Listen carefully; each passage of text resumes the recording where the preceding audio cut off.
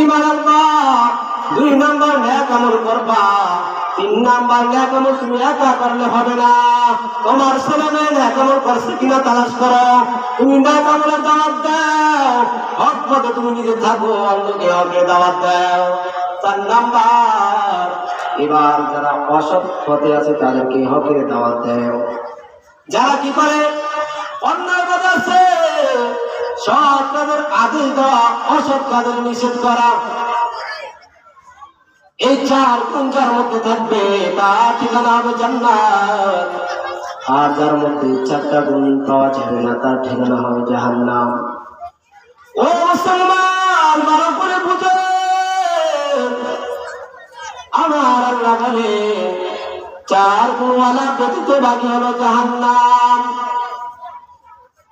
ও নামাজের দল, নিজে নামাজ পড়ো, এই শীতের মধ্যে ঠান্ডা পানি দিয়ে উজু বানাইয়া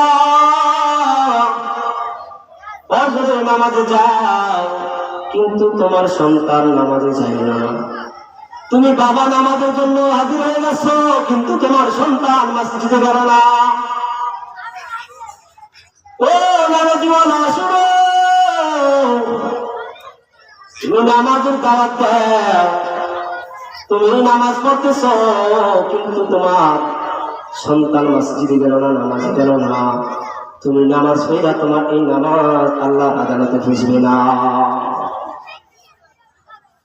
4 গুণে 3 নাম্বার গুণ হলো অন্যকে দাওয়াত দাও। তুমি তাহাজ্জুদ ওয়ালা হয়েছো, কিন্তু তোমার সন্তান 5 ওয়াক্ত নামাজ পড়ে না। তুমি রোজা রাখতেছো, তোমার সন্তান রোজা রাখে না।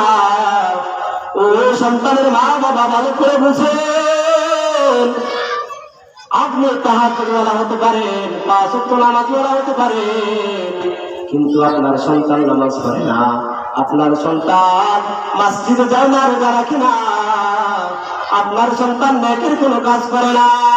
আপনি বাবা হইয়া নেক আমল করতেছেন, আপনি আপনার সন্তানকে সৎ কাজের আদেশ করেন না, অসৎ কাজ থেকে ফিরান না। ও সন্তানের বাবা, আপনি যতদিন পর্যন্ত আপনার সন্তানকে, আপনার মেয়েকে, আপনার ছেলেকে, আপনার স্ত্রীকে দিনের পথে আনতে না পারবে, আপনি যতই ইবাদত করেন না কোনো আল্লাহর আদালতে বসবে না। ঠিক কি না? আমার 4টা গুণ, 4 গুণ আমার থাকতে হবে। আল্লাহ বলেন, আমি মানুষকে সৃষ্টি করেছি কেন? আমার নেক আমল করার জন্য, ইবাদত করার জন্য। কিসের জন্য? ইবাদত করার জন্য। আল্লাহ বলেন, ওয়া খালাকাতুল জিন্না ওয়াল ইনসা ইল্লা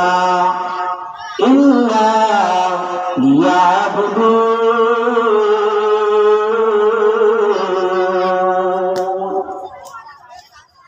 আল্লাহ তাআলা বলেন, আমি জিন ইনসানকে সৃষ্টি করি নাই।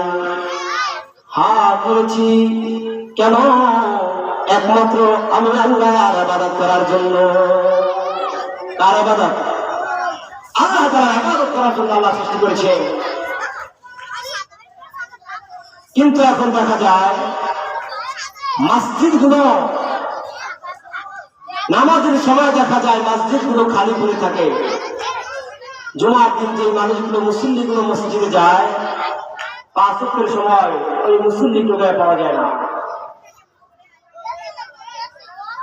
5 ওয়াক্ত নামাজ যেটা আমার উপরে ফরজ করা হয়েছে, পর্যায়ে আইন করা হয়েছে, জুমার নামাজও আমার উপর যেমন পর্যায়ে আইন, তেমনি তেমন 5 ওয়াক্ত নামাজও কি পর্যায়ে আইন। এখন দেখা যায় বাবা নিজেই নামাজ পড়ে না, সন্তানকে কিভাবে নামাজের দাওয়াত করবে? আছে না নাই এমন বাবা? বাবা নিজেই রোজা রাখে না, সন্তানকে কিভাবে রোজার দাওয়াত করবে? যেই বাবা, যেই মা নিজে নেক আমল করে না, যেই মা নিজেই পর্দায় থাকে না, সেই মা কিভাবে আবার তার মেয়েকে পর্দায় রাখবে? যেই মা নিজেই গুনার পথে থাকে, টেলিভিশনের সামনে থাকে, সেই মা মেয়েকে কিভাবে আবার ফিরে রাখবে?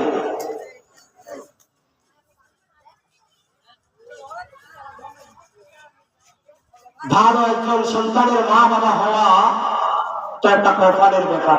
কিসের ব্যাপার? কপালের ব্যাপার। আপনার সন্তান আলেম হবে, হাফেজ হবে, এটা কিসের ব্যাপার? কপালের ব্যাপার।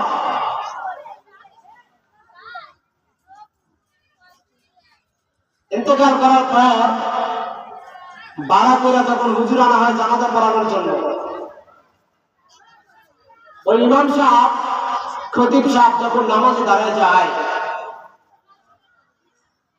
আপনার লাশের সামনে দাঁড়াইয়া এবার জানাজার নামাজ পড়াবে,